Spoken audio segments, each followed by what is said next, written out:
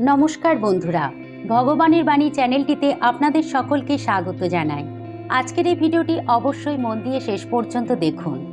তাহলে চলুন শুরু করা যাক।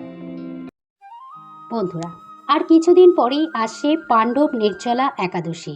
এই একাদশী 6 জুন পালিত হবে না 7 জুন পালিত হবে? এই একাদশী পালনের মাহাত্ম্যই বা কী? আর একাদশী পালন কেন করা উচিত? এই সব কিছুই আপনারা জানতে পারবেন আজকের এই ভিডিওটির মাধ্যমে। বন্ধুরা, ভিডিওটি শুরু করার আগে বলি, যেসব বন্ধুরা ভগবানের বাণী চ্যানেলে নতুন তারা চ্যানেলটি সাবস্ক্রাইব করবেন প্লিজ। আর ভিডিওটি ভালো লাগলে একটা লাইক দেবেন আর কমেন্টে অবশ্যই জয় শ্রীকৃষ্ণ রাধে রাধে লিখতে ভুলবেন না। তাহলে চলুন ভিডিওটি শুরু করা যাক। বন্ধুরা, প্রথমেই বলি একাদশী পালন কেন করা উচিত। ভগবানকে জানতে হলে, ভগবানকে পেতে হলে সবচেয়ে সহজ পথ হলো ভক্তি। বাড়িতে তো প্রতিদিন ঈশ্বরের পূজা করা, নাম জপ করা, ঈশ্বরীয় সঙ্গীত শ্রবণ করা, এগুলো করা হয়, তাই তো? আর এগুলোই হলো ভক্তি লাভের প্রথম পর্যায়। আর এই ভক্তি পথেই শ্রীহরিকে বা শ্রীকৃষ্ণকে কাছে পাওয়া যায়। নিত্য তার সেবা করা, নাম কীর্তন করা ও ওই সুন্দর মুক্তি স্মরণ করার মধ্য দিয়েই ভক্তির পথ তৈরি হতে থাকে। আর এই পথে এগিয়ে যেতে সাহায্য করে যে কাজটি, তা হলো একাদশী ব্রত পালন। কারণ যত প্রকার ব্রত আছে তার মধ্যে ভগবান শ্রীকৃষ্ণ যে ব্রতটি সবচেয়ে বেশি পছন্দ করেন তা হলো একাদশী ব্রত। এই ব্রত পালনে সর্বপ্রকার পাপ বিনষ্ট হয়, সর্বসৌভাগ্য লাভ ও শ্রীকৃষ্ণের প্রীতি বিধান হয়। তাই একাদশী পালনকারীকে শ্রীহরির সর্বপ্রকার দুঃখের হাত থেকে মুক্তি দিয়ে সুখ প্রদান করেন আর অন্তিমে ভগবত ধামে স্থান দেন। তাই শ্রীহরিকে ভালোবেসে সকলেই এই একাদশী পালন করতে পারে। একাদশী পালনের যেসব বিধিনিষেধ আছে তা মেনেই একাদশী পালন করা কর্তব্য। শাস্ত্রে বিধবা বা সধবা সকলের জন্যই একাদশী ব্রত পালনের নির্দেশ দেওয়া হয়েছে। তাই শ্রীহরিকে খুশি করতে একাদশী ব্রত পালন সর্বশ্রেষ্ঠ। বন্ধুরা, এবার শুনে নিন আগামী পাণ্ডব নির্জলা একাদশী কবে পালিত হবে। স্মার্ত মতে আগামী 6 জুন শুক্রবার পালিত হবে পাণ্ডব নির্জলা একাদশী। আর বৈষ্ণব মতে 7 জুন শনিবার একাদশী পালিত হবে। 6 জুন শুক্রবার যারা একাদশী পালন করবেন তাদের জন্য বলি, ওই দিন রাত 2:15 একাদশী তিথি শুরু হচ্ছে। আর শনিবার অর্থাৎ 7 জুন সকাল 4:47 পর্যন্ত একাদশী তিথি থাকবে। আর পালনের সময় 7 জুন দুপুর 1:44 থেকে 4:31 মধ্যে। আর বৈষ্ণব মতে যারা একাদশী পালন করেন তারা 7 জুন একাদশী পালন করবেন। দ্বাদশী তিথিযুক্ত এই একাদশী ব্যঞ্জলি মহাদ্বাদশী যুক্ত হওয়ায় বৈষ্ণবরা 7 তারিখে একাদশী পালন করবে। আর তাদের ক্ষেত্রে ব্রতের পালনের সময় 8 জুন 2025 রবিবার সকাল 5:23 থেকে 7:17 মধ্যে। এই সময়ের মধ্যেই অর্থাৎ দ্বাদশী তিথি থাকতে থাকতেই পালন করতে হবে, কারণ ত্রয়োদশীতে পালন করা নিষেধ। বন্ধুরা, এই তো গেল সময়সূচি। এবার বলি, এই পাণ্ডব নির্জলা একাদশী এমন একটা একাদশী যে একাদশী করলে বছরের 12টি একাদশী পালনের ফল একটা একাদশীতেই লাভ হবে।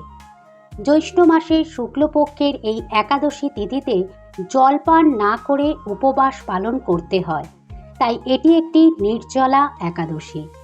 জ্যৈষ্ঠ মাসের এই গরমে নির্জলা উপবাস একটু কঠিন, তবে শ্রীহরিকে মন প্রাণ দিয়ে ডাকলে উপবাসকারী তার কষ্ট খুব একটা বুঝতে পারে না। তাই এই দিন সমগ্র দিন রাত হরিকথা শ্রবণ কীর্তন জপ করে কাটাতে হয়। তবে যাদের শারীরিক সমস্যা আছে তারা একটু জল ও ফল গ্রহণ করতে পারেন। তবে একাদশীর পূর্ণ ফল লাভ করতে হলে নির্জলা থেকে বিধিনিষেধ মেনেই একাদশী পালন করতে হবে।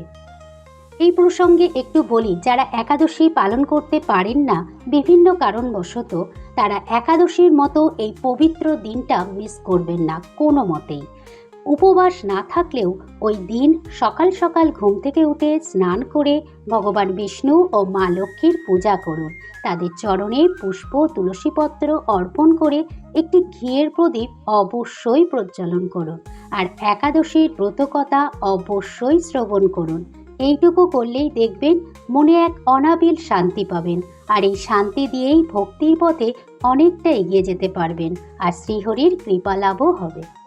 বন্ধুরা, এবার আসুন অত্যন্ত ফলদায়ী এই পাণ্ডব নির্জলা একাদশীর ব্রত মাহাত্ম্য কথাটি শুনে নিন।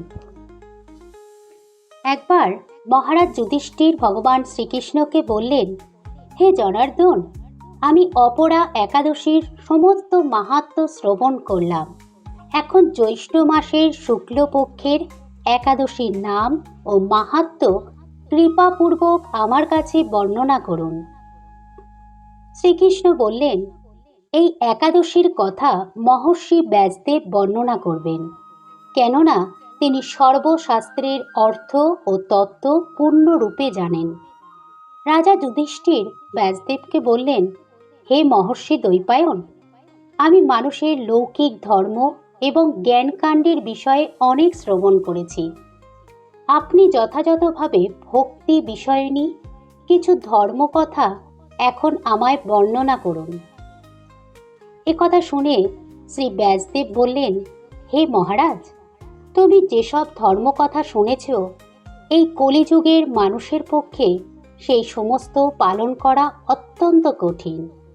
যা সুখে সামান্য খরচে অল্প কষ্টে সম্পাদন করা যায়, অথচ মহা ফল প্রদানকারী সমস্ত শাস্ত্রের সারস্বরূপ সেই ধর্মই কলিযুগে মানুষের পক্ষে করা শ্রেয়। সেই ধর্মকথাই এখন আপনার কাছে বলছি। উভয় পক্ষের একাদশী দিনে ভোজন না করে উপবাস ব্রত করবে। দ্বাদশীর দিনে স্নান করে শুচি শুদ্ধ হয়ে নিত্যকৃত্য সমাপনের পর শ্রীকৃষ্ণের অর্চন করবে। এরপর ব্রাহ্মণদেরকে প্রসাদ ভোজন করাবে।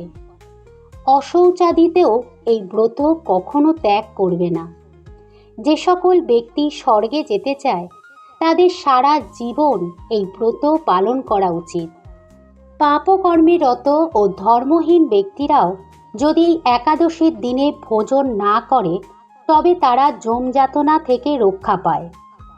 শ্রী ব্যাসদেবের এসব কথা শুনে গদাধর ভীমসেন অশ্বত্থ পাতার মতো কাঁপতে কাঁপতে বললেন, হে মহাবুদ্ধি পিতামহ, মাতা কুন্তী, দ্রৌপদী, ভ্রাতা যুধিষ্ঠির, অর্জুন, নকুল ও সহদেব এরা কেউই একাদশীর দিনে ভোজন করে না। আমাকেও অন্ন গ্রহণ করতে নিষেধ করে, কিন্তু দুঃসহ ক্ষুধা যন্ত্রণার জন্য আমি উপবাস করতে পারি না। ভীমসেনের এরকম কথায় ব্যাসদেব বললেন, যদি স্বর্গাদি দিব্যধাম লাভে তোমার একান্ত ইচ্ছা থাকে, তবে উভয় পক্ষের একাদশীতে ভোজন করবে না। তদুত্তরে ভীমসেন বললেন, আমার নিবেদন এই যে, উপবাস তো দূরের কথা, দিনে একবার ভোজন করে থাকাও আমার পক্ষে অসম্ভব, কারণ আমার উদরে বৃক নামে অগ্নি রয়েছে। ভোজন না করলে কিছুতেই সে শান্ত হয় না। তাই প্রতিটি একাদশী পালনে আমি একেবারেই অপরাগ। হে মহর্ষি, বছরে একটি মাত্র একাদশী পালন করে যাতে আমি দিব্যধাম লাভ করতে পারি, এরকম কোনো একাদশীর কথা আমাকে নিশ্চয় করে বলুন। তখন ব্যাসদেব বললেন, জ্যৈষ্ঠ মাসের শুক্লপক্ষের একাদশী তিথিতে জল পর্যন্ত না গ্রহণ করে সম্পূর্ণ উপবাস থাকবে, তবে আচমনে দোষ হবে না। ওই দিন অন্নাদি গ্রহণ করলে ব্রত ভঙ্গ হয়। একাদশীর দিন সূর্যোদয় থেকে দ্বাদশীর দিন সূর্যাস্ত পর্যন্ত জলপান বর্জন করলে অনায়াসে 12টি একাদশীর ফল লাভ হয়। বছরের অন্যান্য একাদশী পালনে অজান্তে যদি কখনো ব্রত ভঙ্গ হয়ে যায়, তাহলে এই একটি মাত্র একাদশী পালনে সেই সব দোষ দূর হয়। দ্বাদশীর দিনে ব্রাহ্ম মুহূর্তে স্নানাদি কার্য সমাপ্ত করে শ্রীহরির পূজা করবে। সদাচারী ব্রাহ্মণদের বস্ত্রাদি দান সহ ভোজন করিয়ে আত্মীয় স্বজন সঙ্গে নিজে ভোজন করবে। এরূপ একাদশী ব্রত পালনে যে প্রকার পুণ্য সঞ্চিত হয় তা এখন শ্রবণ করো। সারা বছরের সমস্ত একাদশীর ফলই এই একটিমাত্র ব্রত উপবাসে লাভ করা যায়। শঙ্খ চক্র গদা পদ্মধারী ভগবান শ্রীকৃষ্ণ আমাকে বলেছেন, বৈদিক ও লৌকিক সমস্ত ধর্ম পরিত্যাগ করে যারা একমাত্র আমার শরণাপন্ন হয়ে এই নির্জলা একাদশী ব্রত পালন করে তারা সর্বপাপ মুক্ত হয়। বিশেষত কলিযুগে ধনসম্পদ দানের মাধ্যমে সদ্গতি বা স্মার্ত সংস্কারের মাধ্যমেও যথার্থ কল্যাণ লাভ হয় না। কলিযুগে দ্রব্যশুদ্ধি নেই, কলিতে শাস্ত্রোক্ত সংস্কার বিশুদ্ধ হয় না, তাই বৈদিক ধর্ম কখনো সুসম্পন্ন হতে পারে না। হে ভীমসেন, তোমাকে বহু কথা বলার আর প্রয়োজন কি?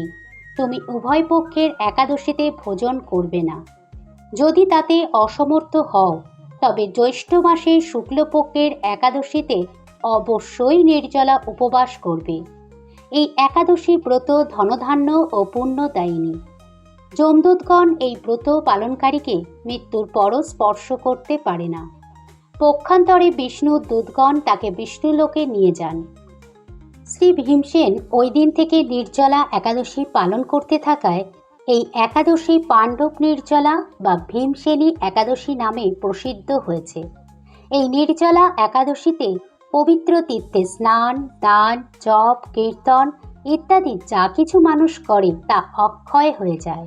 যে ব্যক্তি ভক্তি সহকারে এই একাদশী মাহাত্ম্য পাঠ বা শ্রবণ করেন তিনি বৈকুণ্ঠ ধাম প্রাপ্ত হন।